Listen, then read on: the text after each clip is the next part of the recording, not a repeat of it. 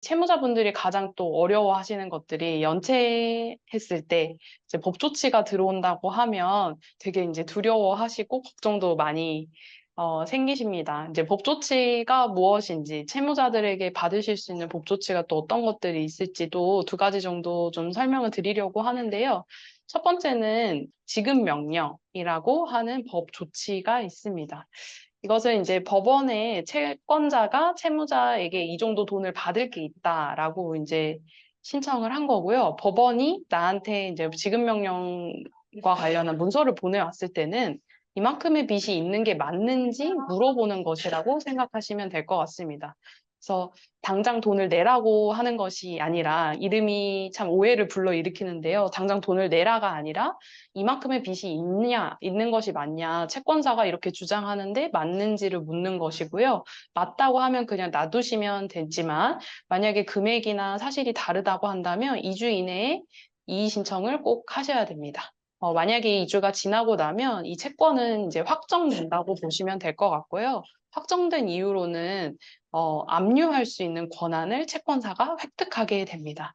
그러면 지급 명령 이후에 이제 내가 가진 재산에 압류가 들어올 수 있기 때문에 지급 명령과 관련한 등기를 받으셨다 하면 유심히 좀 보셔야 될 것 같고요.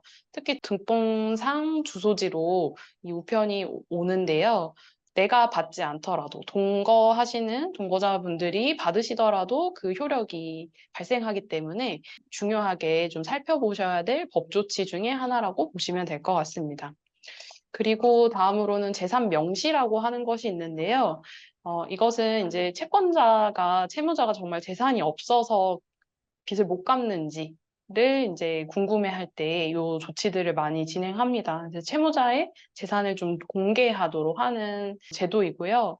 이 재산 명시는 기일이 정해져서 그날 출석을 해 이제 재산 목록을 제출하고 선서를 하는 과정을 거칩니다.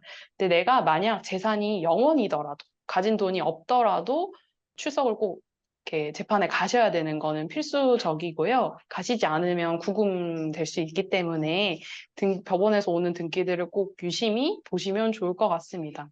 이 두 가지 정도가 이제 채권자들이 채무자들에게 추심하는 법 조치 중에 이제 대표적으로 두 가지 정도가 진행이 되고 있고요.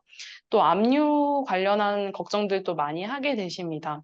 압류는 이제 일단은 가압류라는 상태를 통해서 본압류까지 좀 진행이 되는데요. 재산을 임시로 묶어두는 것이라고 생각하시면 될 것 같아요. 특히 이제 채무자 본인의 재산만 대상이 되기 때문에 가족분들의 뭐 재산을 압류한다거나 그럴 수는 없다라고 보시면 될 것 같고요. 가압류에는 뭐 다양한 그 재산들의 압류들이 좀 들어올 수가 있습니다. 소득이 있으신 분들은 급여 압류부터가 가장 첫 시작이 되는데요. 이제 월 최저생계비 185만 원 이하라고 한다면 압류할 수 없지만 그 이상은 이제 압류가 가능하기 때문에 이제 내가 만약 소득이 있는 분이라고 하면 급여 압류에 대한 부분을 유의를 좀 하셔야 될 것 같고요. 그다음에 제일 많이 하는 것이 통장 압류입니다. 아무래도 내가 쓰고 있는 통장 자체를 이제 못 쓰게 묶어두는 것이라고 보면 될 것 같고요.